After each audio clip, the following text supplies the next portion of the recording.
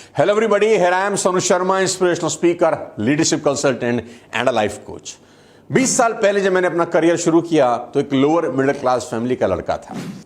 पैसे की तकलीफ मैंने अपने जीवन में देखी है। 98 में जब ग्रेजुएशन करके मैं घर पहुंचा तो पिताजी को जब डिग्री हैंडओवर किया तो पिताजी ने मुझे कुछ हैंडओवर किया और वो था 3 लाख रुपए का कर्जा। साथियों, पैसा क्यों नहीं होता एक मिडिल क्लास फैमिली के आदमी के पास। आज का वीडियो हर उस इंसान के लिए है जो पैसे से प्यार करता है। आज का वीडियो हर उस इंसान के लिए है जिसके पास पैसे नहीं हैं। आज का वीडियो हर उस इंसान के लिए है जो पैसे तो बहुत कमाता है पर जब भी पूछो एक ही रोना रोता है, पैसा कहां जाता है समझ नहीं आता। साथियों, आज का वीडियो हर उस इंसान के लिए है जो पैसों का खेल समझना चाहता है कि क्यों कुछ लोगों के पास अकूत संपदा है और कुछ लोगों को अपनी ईएमआई के लिए हर महीना स्ट्रगल करना पड़ता है। कुल मिलाकर आज का वीडियो मेरे भारत के लिए है, भारत में रहने वाले मेरे ही जैसे मिडिल क्लास फैमिली के लोगों के लिए है, हर उस इंसान के लिए है जो मेहनती है, सपने देखता है, आगे बढ़ना चाहता है पर रास्ता नहीं दिख रहा, कोई सही सलाहकार नहीं मिल रहा। मैं सपोर्ट करूंगा अपने 20 साल के एक्सपीरियंस से और आज आपको पैसों का खेल समझाऊंगा।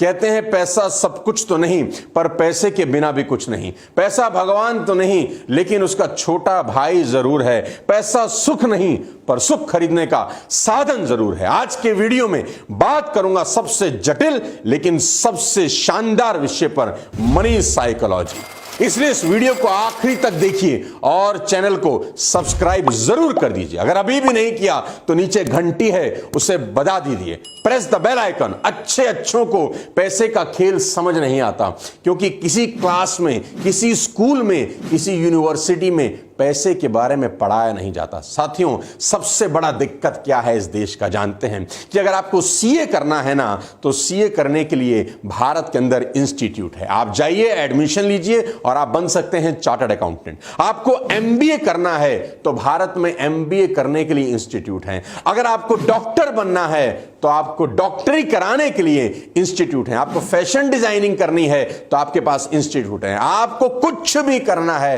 देश आपको इंस्टीट्यूट प्रोवाइड करता है। लेकिन तकलीफ यह है कि पैसे का खेल समझने समझाने के लिए कोई इंस्टीट्यूट नहीं है। दोस्तों, सबसे बड़ी गलती जो एक आम आदमी, एक मिडिल क्लास फैमिली का आदमी सालों से कर रहा है, सबसे पहले आज उसकी बात करता हूं। Income minus expenses is equal to investment.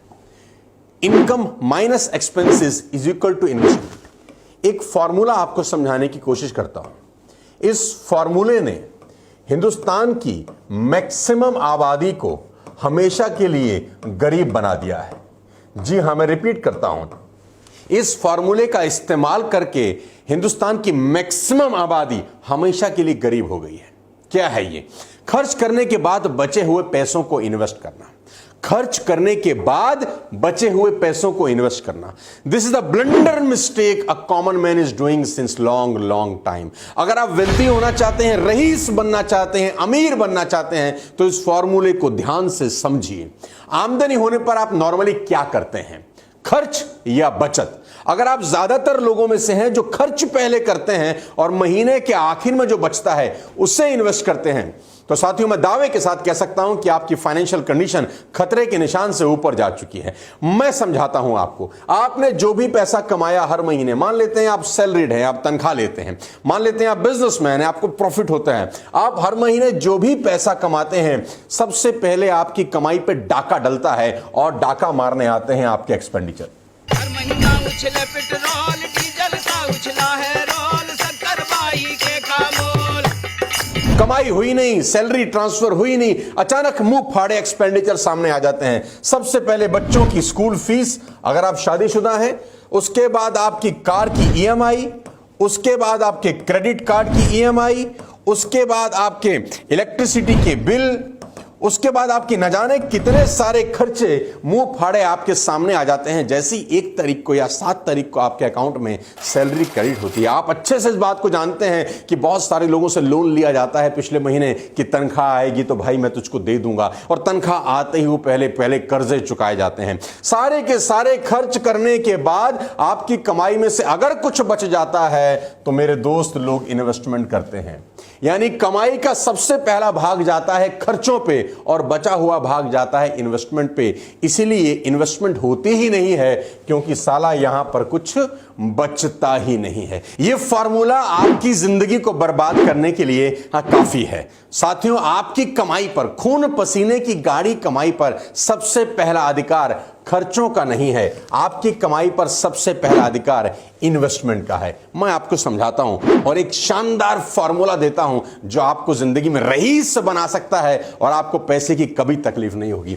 अभी आप फॉर्मूला देख रहे हैं जो आप इंप्लीमेंट कर रहे हैं अपनी जिंदगी में कि income minus expenses is equal to investment. Although तो इन्वेस्टमेंट होता ही नहीं है मिडिल क्लास फैमिली के आदमी के अंदर, क्योंकि खर्चा ही सारा खा जाता है, कुछ बचता ही नहीं है, तो इन्वेस्ट कहां से होगा। मैं आपको फॉर्मूला दे रहा हूं, थोड़ा सा चेंज करते हैं कि आपकी जैसे ही सैलरी आई, जैसे ही आपको प्रॉफिट हुआ, कोई भी कमाई हुई, इसका पहला भाग खर्चे के रूप में नहीं, इन्वेस्टमेंट के रूप में इस्तेमाल करना है।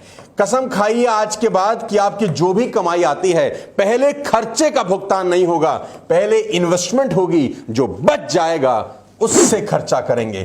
थोड़ा टाइट हो जाएंगे, थोड़ी टेंशन हो जाएगी, नो प्रॉब्लम, लेकिन आपकी कमाई पर पहला अधिकार इन्वेस्टमेंट का होना चाहिए, खर्चे का बिल्कुल नहीं।